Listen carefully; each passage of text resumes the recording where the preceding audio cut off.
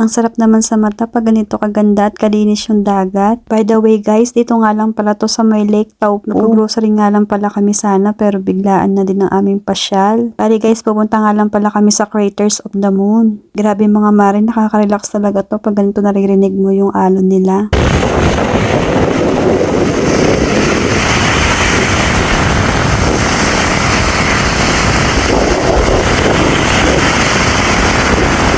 Summer na nga pala ngayon dito sa New Zealand mga mare. Kaya ayan, tirik na tirik ang araw, medyo mainit na rin talaga. Pero mahangin pa rin siya.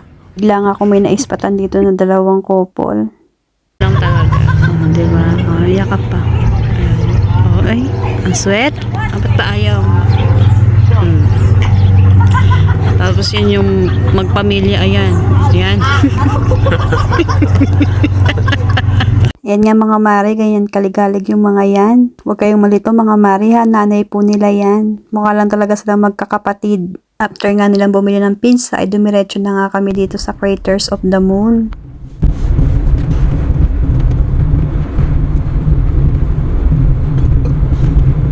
At finally, narating na rin namin ang Craters of the Moon. Tara mga mare, pasok na tayo para bumili tayo ng ticket. Di ko nga matandaan kung magkano yung ticket na binayaran namin. Din sila dito mga mare na maliit na tindahan na pwede kang bumili ng mga souvenirs na gusto mo.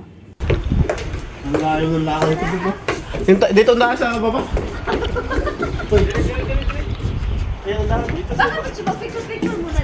Ayan na nga, nagsimula na nga kami maglakad-lakad mga mare. Talagang wala sa plano tong lakad namin na to. Kung mapapansin nyo mga mare, talagang hindi kami prepared dahil nakachinelas lang kami ni Mr. Biruin nyo, 45 minutes ang lalakarin nyo bago kami mapunta sa dulo.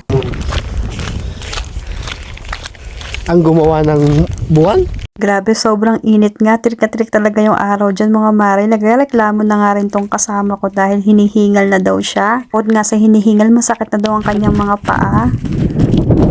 Ito kami sa may bukid. Wala pa namang amoy. Pagod na. Parang sakit mo ka na. Sakit.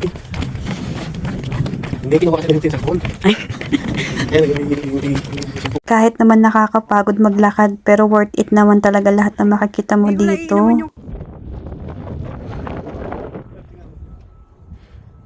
Yung mga nakikita nyo ang mga umuusok mga mare ay may amoy yan. Yan yung mga sulfur na galing sa lava.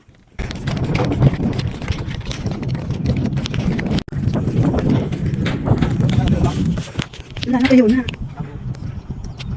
O siya mga mare, hanggang dito na lang. Sana nag-enjoy kayo sa mga video ko.